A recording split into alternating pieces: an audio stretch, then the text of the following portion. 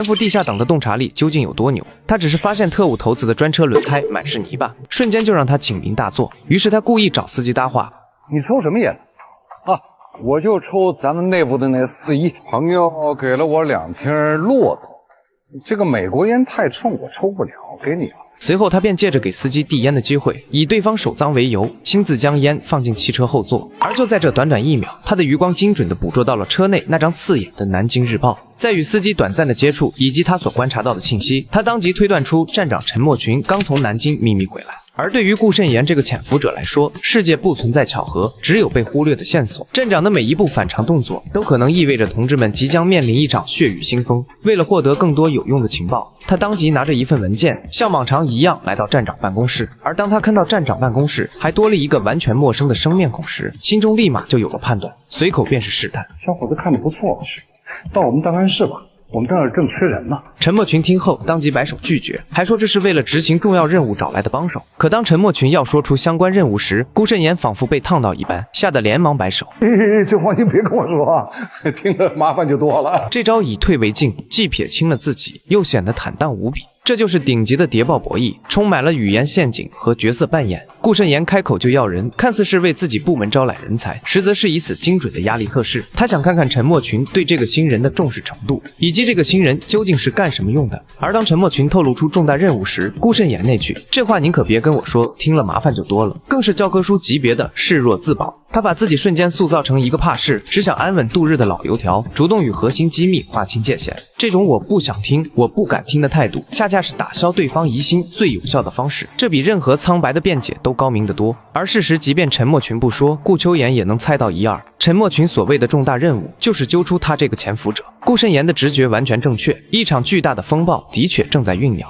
而这一切都源于不久前那次让陈默群颜面尽失的失败抓捕。当时从陈默群得知情报，下令抓捕只有不到10分钟，但等他赶到我党重要人员的藏身处时，却一无所获。门口还在滴水的雨衣，盆里还没完全熄灭的纸灰，床褥还残留的余温，都是对他这个一手遮天的站长最大的嘲讽，同时也是一把剑悬在他的心头，无时无刻不在警告他站内有鬼。对于陈默群这样的顶级特务来说，任务失败固然可恨，但更让他无法容忍的是这种被内部人玩弄于股掌之中的羞辱感。这不仅是对他专业能力的否定，更是对他权威的直接挑战。所以他接下来的所有行动都将带上一种近乎偏执的狠戾。他要找的不仅仅是内鬼，更是要找回自己丢失的颜面。为了铲除这个心腹大患，陈默群决定他需要一把不属于站内任何派系、背景绝对干净、只忠于他自己的刀。于是他亲自坐车来到了南京特务特训班。在这里，这个叫林南生的年轻人仅仅因为一个整理报纸的细微动作，就成功吸引了他的注意。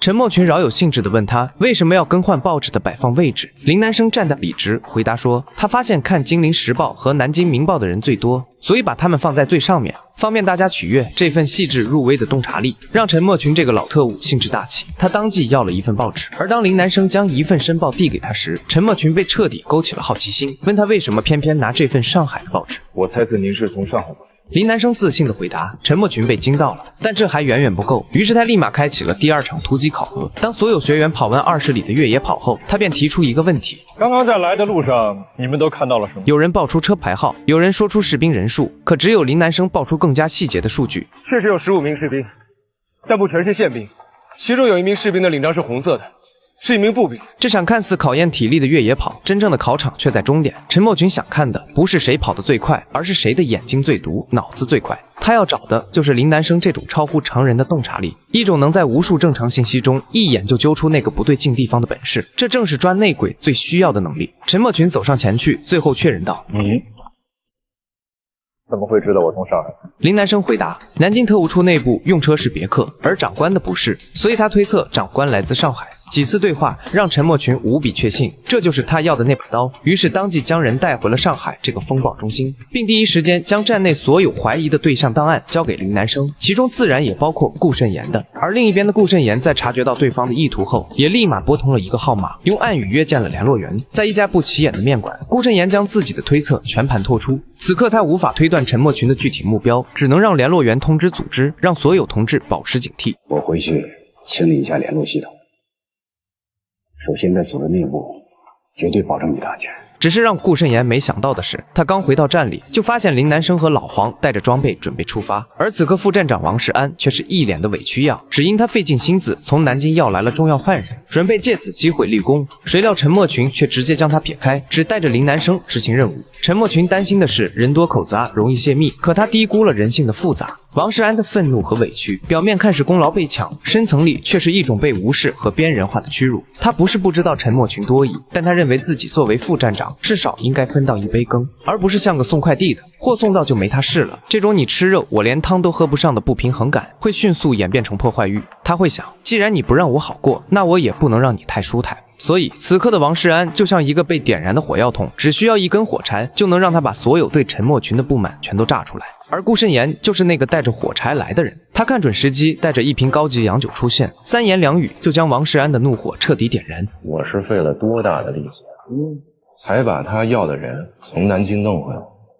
他可倒好，人一到，彻底把我支开了。王世安的抱怨无意中泄露了天机。听到南京抓回一名我党人员，顾慎言心中顿感不妙，他立刻回到办公室，再次给联络员打去电话，用暗语让他火速向组织确认近期是否有同志在南京被捕，以及此人的身份和叛变风险。另一边，陈默群已经带着被捕的同志王志来到了一个秘密据点。他知道邮差迟早会行动，他必须在这条大鱼做出反应之前，从王志口中问出情报。可无论林南生如何审问，王志都坚不开口。在审问了2个半小时后，陈默群的耐心终于耗尽。这样和风细雨的确实没有办法触动。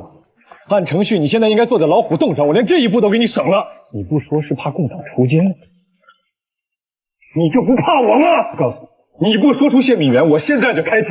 这就是一个你试图逃离的现场，你被我当场击毙，当然后面还有你的家人。3、2、1。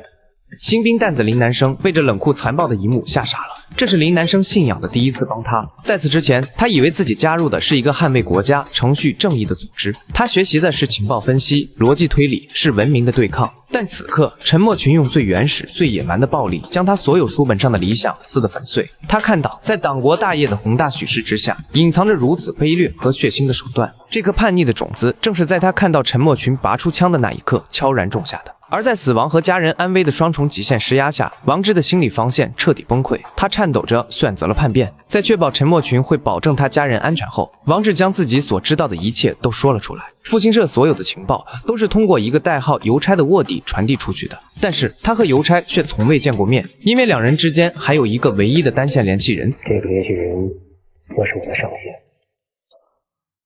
我的上线是邮差在上海的唯一联系人。